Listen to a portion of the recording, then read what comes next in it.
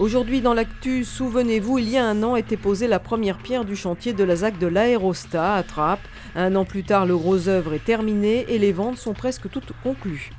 Des Sud-Coréens qui font un tour du monde pour promouvoir leur gastronomie, tout cela avec un bus. Ultime étape de leur tournée en Europe, Montigny, le Bretonneux, et oui, rencontre avec ses promoteurs culinaires. Le défi nature ou 4 jours de festivités sportives à la base de loisirs de Saint-Quentin en Yvelines. La manifestation a débuté par le trophée des entreprises et s'est poursuivie par le raid découverte et le village sport nature. La chorale Cœur à Corps a 18 ans. Elle présente son nouveau spectacle ce week-end à la Meurice de Trappes. Nous avons suivi les dernières répétitions.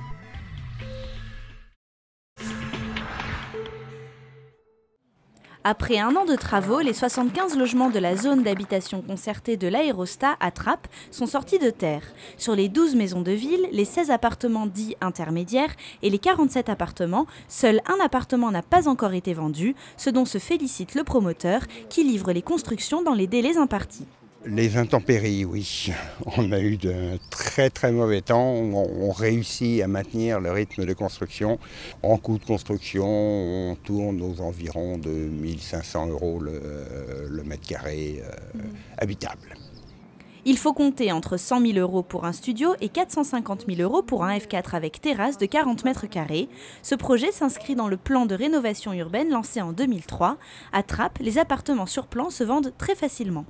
Partout où on a de la promotion immobilière, où il y a de l'accession à la propriété, mais il y a aussi du logement social, aux ICA du logement social, là juste à côté, bien ça fonctionne.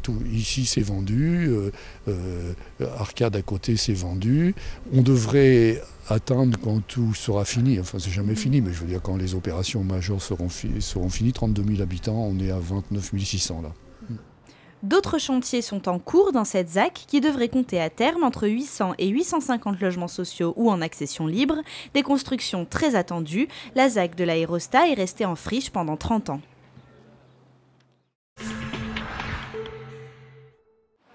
Kim et Ryu sont 2 chefs cuisiniers coréens. Accompagnés de Joe, leur apprenti, ils sillonnent les routes du monde entier pour faire découvrir un plat traditionnel de Corée, le kimchi. 6 years ago, I traveled around Europe without any money. Yeah, I'm always try to hitchhike on the street and ask people on the street, can I stay at your place or something like that. And I make 200 friends, and they're very, great and friendly people. And they wanted to know about Korean and also Korea food culture. C'est ainsi qu'est née l'idée du Kimchi Bus, un véhicule destiné à faire découvrir la culture coréenne à l'étranger et plus particulièrement les traditions culinaires du pays. Pour financer leur projet, plusieurs sponsors dont le Festival culturel mondial de Kimchi, une institution. Every people, a Korean, we eat always rice and some side dish. That's one of the main side dishes is kimchi. Radis, concombres, de nombreux légumes peuvent servir au kimchi. Il s'agit d'un plat à base de légumes fermentés qui peut être conservé pendant de longues périodes. Le kimchi classique consommé quotidiennement par les Coréens se prépare à base de choux chinois. Au total, il existe 300 recettes de kimchi. Assaisonnement, épices et ingrédients peuvent varier. Nos chefs investissent spontanément mairie, université ou place de marché où ils cuisinent pour le public. While we make the food, they very like it. Some people dislike because of spicy or smell. Vous avez dit épices? Ouf. C'est fort. It's spicy. Spicy. Après une halte à Montigny-le-Bretonneux, nos chefs cuisiniers ont fait escale à Paris, dernière étape européenne avant les États-Unis.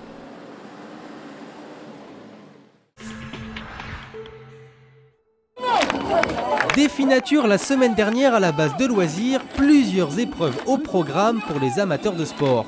Tour d'horizon, on démarre tout de suite avec le trophée entreprise qui rassemblait course à pied, VTT, course d'orientation et canoë. 134 équipes composées de collègues de bureau se sont élancées, une occasion de se voir en dehors du milieu professionnel. C'est plus un défi entre collègues chez Elan et voilà, c'est un peu le challenge. On n'a pas trop l'habitude de faire ce genre de course multirisque et donc voilà, on s'est mis tous les trois, on s'est dit allez, c'est le challenge qu'on fait ensemble. C'est plutôt pour passer un bon moment, puis après il y a forcément un petit esprit de compète, mais c'est limité. On va pas faire une place sur le podium. Finir. Passer la ligne d'arrivée ensemble. Ensemble. Voilà. Finir ensemble. Pari réussi pour ces participantes qui sont arrivées 3e au classement féminin. Chez les hommes, les salariés de Renault trustent le haut du tableau et en mixte, ce sont ceux de Hilti qui s'imposent. Autre rendez-vous du défi nature, le village des sports s'est tenu samedi et dimanche. Gratuitement, les visiteurs sont venus découvrir le tir à l'arc, le golf, le poney, l'escalade, le trial, le canoë-kayak et un simulateur de glisse qui avait des airs de vacances. Avec le soleil en fait, qui est bien là, ça change de la mer et de trouver de l'eau en plein air. Puis on n'a pas l'occasion de faire du surf ou du bodyboard tous les jours. J'avais un peu peur parce qu'elle était froide l'eau et puis aussi sur une planche allongée, ça fait un peu peur. Mais après ça allait mieux.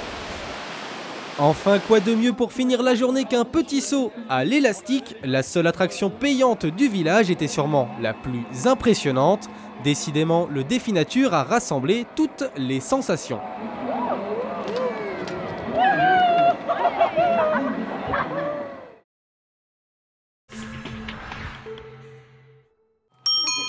Cinquième édition de la Convergence francilienne, cette grande randonnée cycliste avec des départs de cortèges de toute l'île de France jusqu'au centre de Paris.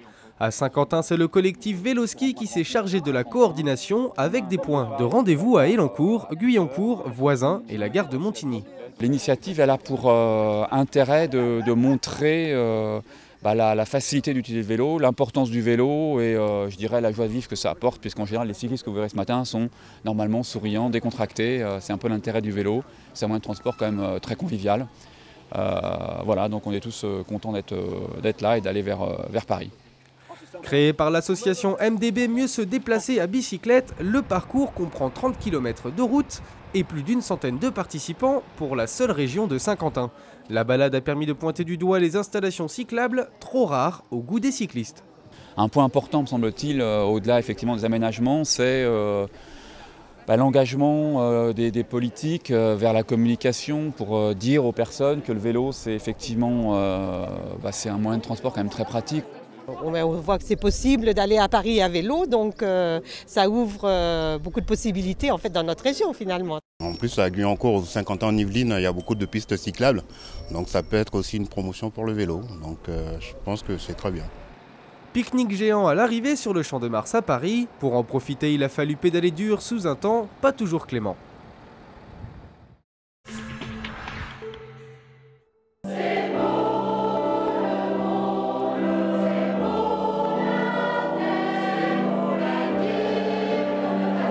Dernière répétition pour le groupe vocal Chœur à Corps.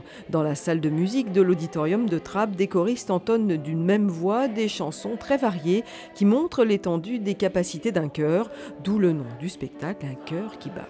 C'est juste pour montrer ce que peut faire un chœur et ce que peut chanter un chœur, que ce soit au niveau des chansons d'amour, des chansons engagées, des chansons de toutes sortes. Une centaine de choristes composent cette chorale. L'effet groupe fonctionne à merveille pour pousser les capacités musicales de l'ensemble. On se met à l'unisson assez facilement finalement, même si on a des difficultés à chanter, même si on ne chante pas très juste. Quand on se retrouve dans une chorale, on est pris dans un mouvement et là, visiblement, les choses se passent beaucoup mieux. C'est un moment véritablement un moment de jouvence, un moment d'oubli, c'est une parenthèse finalement dans la vie. Je crois qu'il est important d'avoir ce type de moment. C'est beaucoup plus plaisant que de chanter seul, puisqu'on est tous ensemble et les voix de chacun s'entremêlent et forcément on sent toute l'énergie qui est derrière nous ou que le chef de chœur donne aussi devant, et donc c'est un vrai duo entre le chef et le chœur. Quand la chorale a été créée il y a 18 ans, on ne comptait que 25 chanteurs. Ils sont aujourd'hui entre 100 et 120. Xavier Vidic en est le chef de chœur, l'artisan de la bonne ambiance. Xavier nous a plu, son style, sa façon de mener ça, décontractée mais très rigoureuse, avec un grand sens du groupe. Il est vraiment sympathique, il nous amuse aussi, donc on arrive à se détendre et à chanter. Dans la famille Vidic, Blandine est également chorégraphe, des pièces dansées pour imager les chansons, des chansons qui parlent d'écologie ou de travail, d'amitié ou d'amour, les choses de la vie. Le spectateur qui vient ne capte pas forcément le message de la chanson à la première fois qu'il l'entend, contrairement à nous qui la chantons depuis une année. Donc ça donne un petit visuel de ce que l'on dit. La chorale Cœur à Corps présentera son spectacle composé de 25 chansons sur la scène de la Meurice de Trappes les 22, 23 et 24 juin prochains.